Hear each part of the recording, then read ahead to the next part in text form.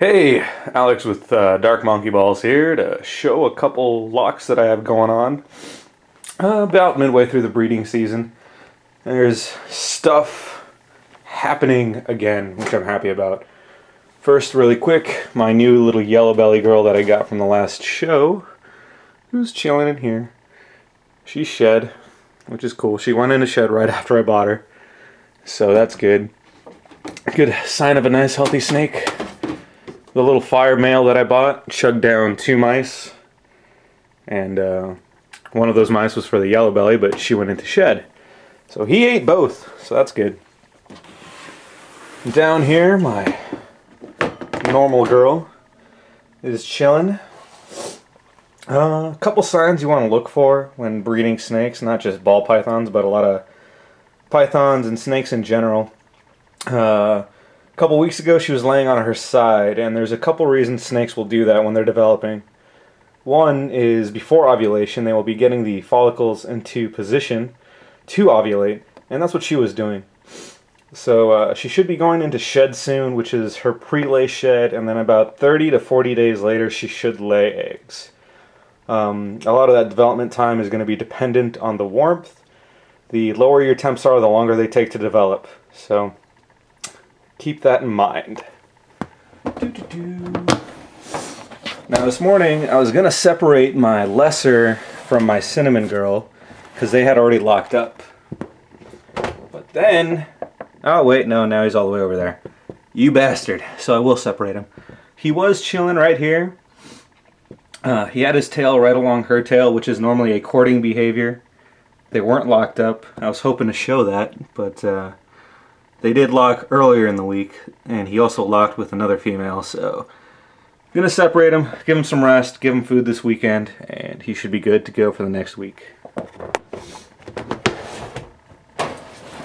But I do have a lock going on over here between one of my normal girls and this pewter, who finally decided to breed.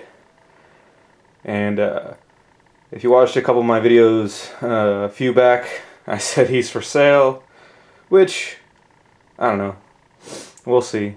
You know, it's a nice pewter, he's a good male, and he wasn't breeding at the time when I got him at the actual start of the breeding season, which was annoying me because I had plans for him to go with a cinnamon to try to get, what is that, the silver bullet, which is a super cine pastel. So, but now she's been locking with the lesser, I'm going to focus on that. But hey, if he's locking with this girl, that's fine. Try to get something out of her. I was pairing her with the Mojave, which ended up dying for mysterious reasons. I explained that in one of the videos a few thingies back, which really sucked. But here he is. So, I like this pewter. He's got those nice silver colors in him still. A lot of pewters brown out. But he's still looking really good. And since he's breeding, that means he's useful. And not just taking up space and food money. Which, unfortunately, I don't have unlimited space for just snakes to hang around.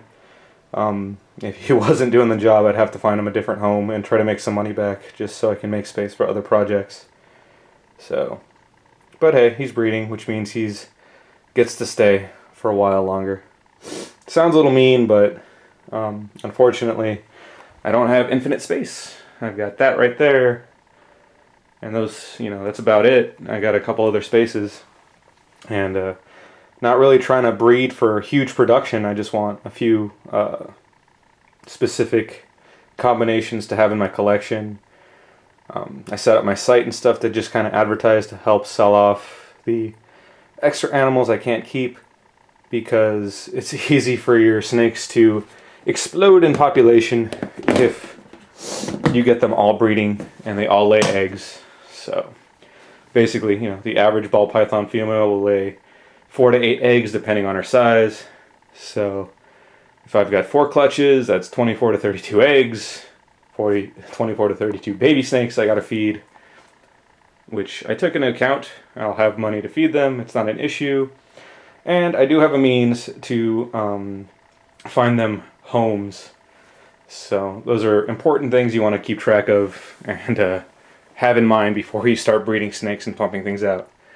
You know, if you have all those baby snakes, 24 to 32, whatever, that's going to be probably an extra 50 bucks in feeding a month. And that's just from 4 clutches. So that's going to bump up my feeding bill from 50 bucks a week for everything to about 100 bucks a week. So just different stuff to keep in mind, and my collection is really small. I've only got 15 snakes. So yeah, you know, don't jump into snake breeding just because you think it's cool and you think it's a quick way to make money. And a lot of people do that. And some of the shit we hear all the time is, you know, which snakes can I buy to make the most money, or what combinations are the best, and blah blah blah. Don't do that. Stay at home, play your Xbox. Don't fucking buy animals, because you're the type of douchebag that's gonna get rid of them when they get sick and dump them off and not feed them properly and not take care of them. And we don't need that. So, anywho, good stuff. Should have eggs here in a couple months for my normal. Hopefully everything else is going to be a couple months behind that. The Cine, the Dinker, and this other normal. Yeah, looking forward to stuff. Just talk to you guys later.